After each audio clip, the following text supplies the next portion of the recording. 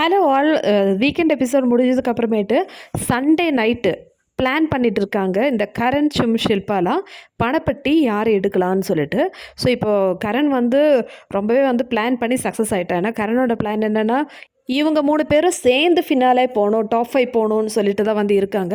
ஆனால் கண்டிப்பாக இந்த வாரத்தில் இந்த 2 பேர் சேர்ந்து வந்து எலிமினேட் ஆனால் நல்லாயிருக்கும். கரண் எப்படியும் எலிமினேட் ஆக மாட்டான். ஸோ அட்லீஸ்ட் இந்த ஷில்பா ஒழிஞ்சு போனால் நல்லாயிருக்கும் பார்க்குறதுக்கு நினைக்கிறேன். ஸோ இவங்களுடைய பிளானிங் என்னன்னு பார்த்தீங்கன்னா, இப்போ நம்ம வந்து 2 கப்பல் இருக்கோம். அதாவது அவினாஷ், விவின், ஈஷா. இப்போ நாம் 3 பேர். ஸோ 2 கப்பல் மாதிரி தான் இருக்குது. ஸோ இவங்களில் யார் வந்து பணப்பட்டி எடுக்க போகிறோம்? ஸோ ரஜித் வந்து எடுக்க மாட்டேன்னு நினைக்கிறேன். யார் எடுக்க போகிறோம் அப்படின்னு சொல்லிட்டு யோசிச்சுட்டு இருக்காங்க. இந்த என்ன தெரியுமா சொல்கிறாங்க, பணப்பட்டிலாம் வேண்டாம், யாருமே எடுக்க வேண்டாம். அப்போ ஷில்பா சொல்கிறாங்க, இப்போ எதுவுமே முடிவு பண்ண முடியாது, ஃபஸ்ட்டு பணப்பட்டி வரட்டும், வந்துட்டு நல்ல மணியாக இருந்தால் பார்க்கலாம், அதை பற்றி யோசிக்கலாம் அப்படின்னு சொல்கிறாங்க. அதுக்கப்புறம் என்ன தெரியுமா சொல்கிறாங்க, ஒரு 30 lakhsலாம் இருந்தால் நான் எடுத்துகிட்டு போயிடுவேன் அப்படின்னு. இவங்களுக்கு கொஞ்சம் கூட ரிக்ரெட் இருக்கா மக்களே? நீங்களே யோசிச்சு பாருங்க. இவங்க கூட தானே ஸ்ருதிகா இருந்தாங்க.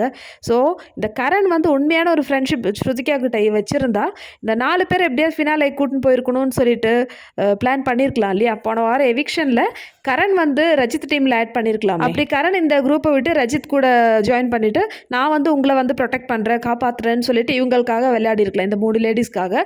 அதை விட்டுட்டு கேவலமாக இந்த ஷில்பா நாங்கள் மட்டும் போதும்னு சொல்லிட்டு ஸ்ருதிகா வெளியே ஸ்ருதிகா இவ்வளோ நாளாக வந்து கரண் கிட்ட ஒவ்வொரு விஷயங்கள் வந்து கருத்து வேறுபாடு இருக்கும் இல்லையா? ஸோ அப்போ சொன்னதுக்கெல்லாம் வந்து கரண் வந்து ஒரு பாம்பு மாதிரி அந்த பாகையை உள்ளே வச்சுன்னு கரெக்டான டைம் வரும்போது காயினா வித்துட்டான். ஸோ அதுதான் வந்து என்னால் சொல்ல முடியும்.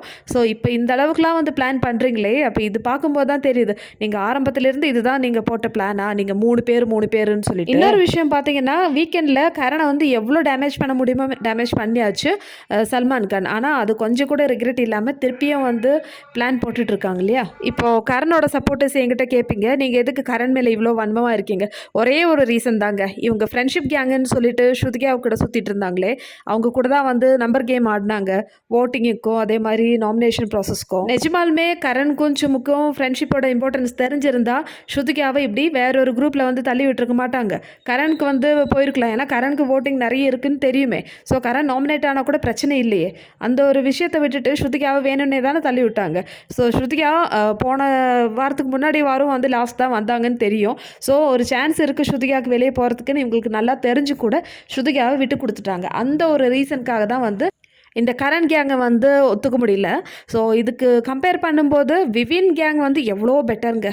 அவங்க வந்து வெளியிருந்தே சொல்லிட்டாங்க, ஆமாம் நான் ஸ்ருதிகாவுக்கு எதிரின்னு சொல்லிட்டு. கரண் பண்ண மாதிரி கேவலமாக கூட இருந்தே வந்து குழிப்பறிக்கல. இதுதான் வந்து என்னோட ஸ்டாண்ட் மக்களே.